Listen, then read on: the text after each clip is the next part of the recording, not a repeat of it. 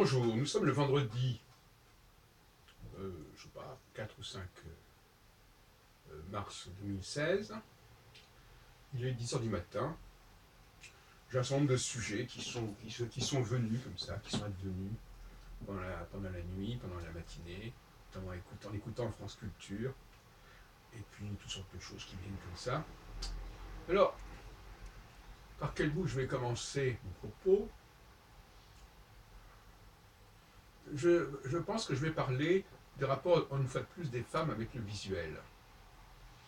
Ou plus exactement, inversement, avec le langage. Pourquoi inversement? Parce que tout simplement, si je fais abstraction du visuel braille, comme je dis, visuel écrit, qui est un petit visuel, un visuel mineur, le vrai visuel, c'est le visuel du visage. Un visage, ça ne se résume pas par le braille. Un texte, ça se traduit en braille, mais ce n'est pas la même chose. Donc les femmes n'ont pas le visuel, mais par contre, elles ont le langage.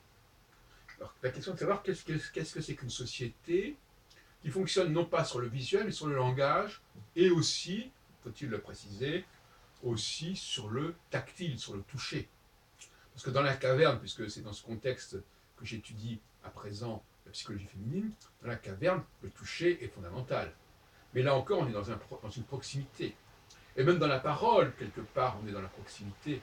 On peut voir un paysage à des kilomètres de distance, on ne peut pas entendre une parole à des kilomètres de distance, surtout pas dans l'Antiquité, quand il n'y avait pas de haut-parleurs, de microphones, etc. Donc la parole, elle est, qui est d'ailleurs elle-même codifiée par le langage, donc ce n'est pas quelque chose qui est, même si les gens disent les choses qu'ils ont envie de dire, ils les disent avec des mots qu'ils n'ont pas eux-mêmes forgés. Alors que, lorsque je regarde le monde, euh, je le vois tel que j'ai envie de le voir, tel que je le vois, et ce monde, il ne me parle pas dans un certain langage, pour simplifier. Alors, le poids de la fiction, enfin, je n'ai pas tout à fait le mot qui conviendrait, mais le poids du langage fait que, d'abord, premièrement, au fond, peu importe qui parle, quelque part. Dans le groupe, ce qu'il faut, c'est que ça parle. Ça parle et ça se parle. Effectivement, j'entendais ce matin une émission sur les films Les Innocents, quelqu'un disait, ces femmes, ces nonnes, elles n'ont pas assez parlé. Effectivement, c'est paradoxal parce que c'est fait par une femme cinéaste qui s'appelle Anne Fontaine, mais elle ne fait pas assez parler les personnes. Donc elle projette un modèle masculin qui l'empêche paradoxalement de rendre compte de l'ambiance féminine du monastère. C'est quand même un paradoxe. Mais ça, c'est pas si étonnant que cela. Donc, le poids des mots est considérable, euh, beaucoup plus que le choc des photos, pour employer la formule de match. Et on peut conquérir une femme par des mots. On pense à la fameuse tirade, enfin on pense au fameux poème de Cyrano de Bergerac, pas la fameuse tirade, mais lorsqu'il rédige le texte que va réciter son ami pour conquérir sa belle, voilà, enfin, c'est un homme séduit par sa voix, par la qualité de sa voix, par ses mots, et finalement, c'est cela qui va faire que la relation va pouvoir exister. D'un autre côté, l'homme, lui, il a sa propre motivation, bien entendu. Et sa propre motivation, c'est le regard qu'il porte sur cette femme, c'est l'attirance qu'il a pour cette femme, mais cette femme, c'est pas ses mots qui l'intéressent, c'est cette femme. C'est cette femme, c'est sa présence, c'est son allure, c'est ce qui émane d'elle, c'est ce qu'elle dégage, c'est les vibrations.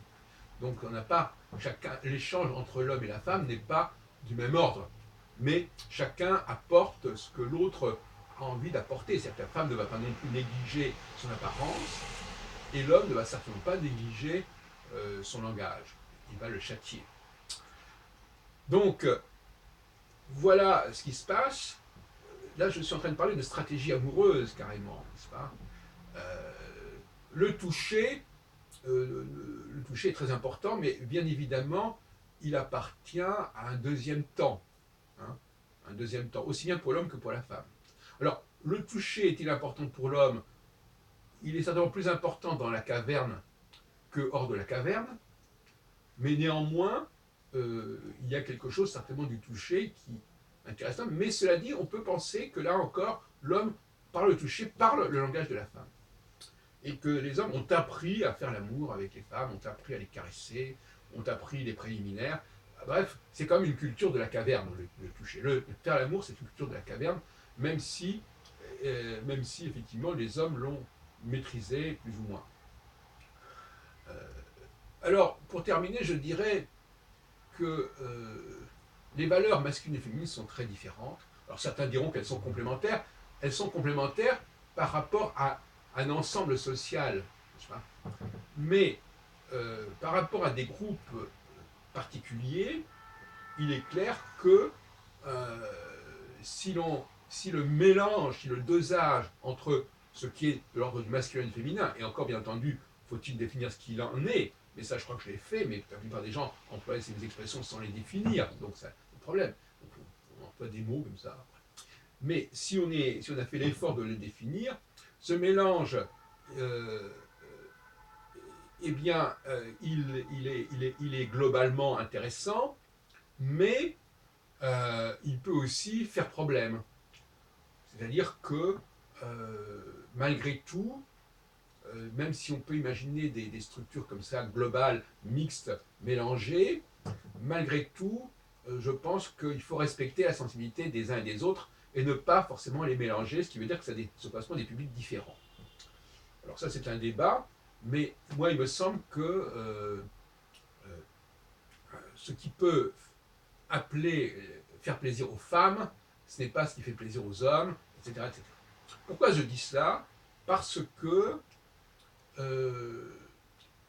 très souvent, les groupes sont pris dans une sorte de cercle vicieux, c'est-à-dire qu'il y a une sorte d'option plutôt masculine ou plutôt féminine, et qui aboutit à ce que le public devient majoritairement masculin ou majoritairement féminin. Et ça, nous l'avons. Les publics sont, ça c'est la thèse que je développe, les publics sont très typés. Nous vivons dans une société où les publics sont très typés, paradoxalement. Vous rentrez dans un groupe, vous rentrez dans une association, vous rentrez dans un public, et vous apercevez, quand vous faites l'étude statistique des gens qui s'y trouvent, que ce n'est pas n'importe qui est là. Qu'il y a des points communs entre les gens qui sont là, et que ces points communs n'ont rien à voir, apparemment, avec le projet initial.